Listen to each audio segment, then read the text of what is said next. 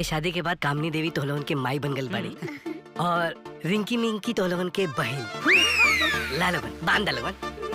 नमस्ते प्रणाम, आप सब देख रहल बानी भोजपुरी प्लस। था आज के ई खबर बा भोजपुरी फिल्म दो बिहारी सब पे भारी के बारे में। जी हाँ, जो ना के ट्रेलर आ चुकल बा, आप लोग देख सकत आ यूट्यूब पर जाके। और ये फिल्म के जियो सिनेमा द्वारा बनावल गयल बा। यही चलते ये फिल्म सिनेमा हॉल में ना 20 दिसंबर यानी कि अभी कुछ दिन बाद ही आप लोगन के सिनेमा हॉल में देखे के मिल जाई। जो नाम में अंकुश राजा दोनों भाई बड़े और भी अनेकों कलाकार बड़े भोजपुरी के, और स्वर्गीय आकांक्षा पूरी भी आप लोगन के ई फिल्म में नजर आई। उनकर आखिरी फिल्म एक एक कह सकतानी।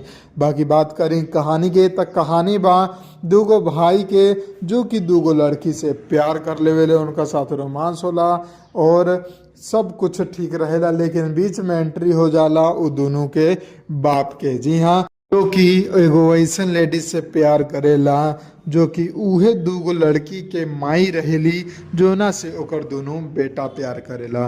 तब लाफड़ा ई हो जाला, अगर ओकर बाप उ लेडीज से बियाह कर ली तब उ दोनों लड़की हो जाई रिश्ता में ई दोनों लड़का के बहन। और अगर ई दोनों लड़का वो दोनों लड़की से बियाह कर लेला तो उ जौन लेडीज बाड़ी उ उनकर बाप के हो जाए समधिनी। तो यही चलते ई झगड़ा चल रहा बा कि कौन बियाह करी पहले। और ई ट्रेलर आप लोग यूट्यूब पर जाके देख सकतानी। और बाकी फिल्म देखे के बाद अब 20 दिसंबर के जियो सिनेमा पर जाके देख सकतानी।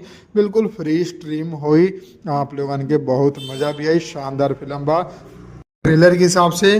बाकी आप लोगन के कैसा लागल कमेंट बॉक्स में जरूर बताएं। और हमारी रिव्यू पसंद आयल बा तो वीडियो के लाइक करके शेयर जरूर कर दें। मिलम एगो नया वीडियो में, तब तक खातिर जय हिंद, जय भोजपुरी, प्रणाम।